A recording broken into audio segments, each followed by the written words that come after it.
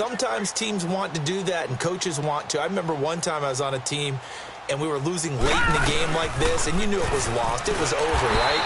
And the coach called a running play and pretty much said to everyone, I want to see something executed well before we get out of here.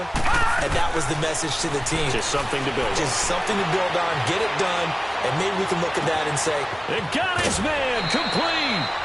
A gain of 39 that time.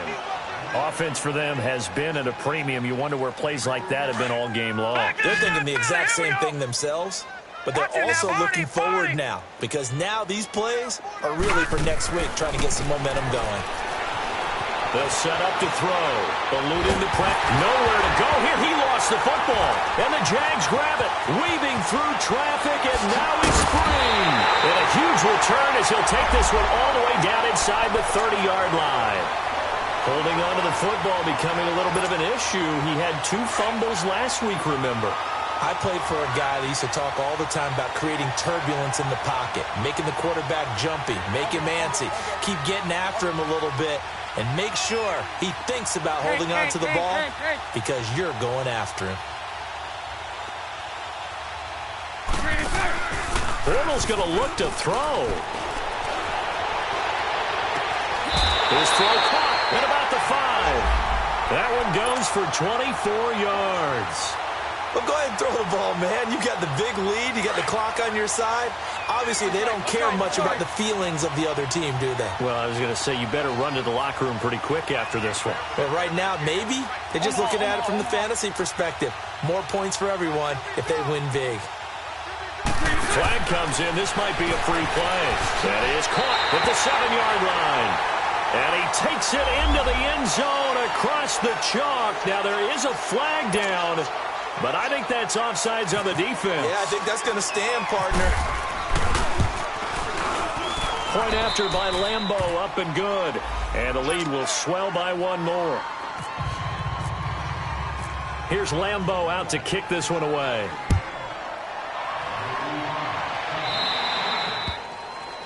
And that drives coaches insane, doesn't it? When they see that happen, it just doesn't feel right, does it? Plus, you're giving up yardage.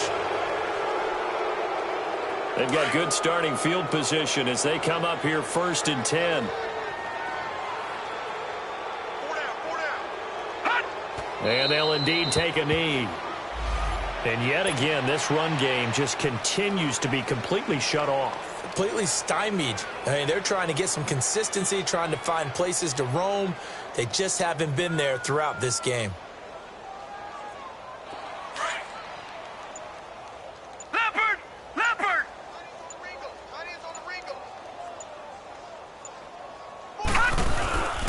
On 2nd down, here's Henry. And he's across the 40, 3 extra yards to the 43. It'll be a gain of 5, and it's going to bring up a 3rd and about 7 left.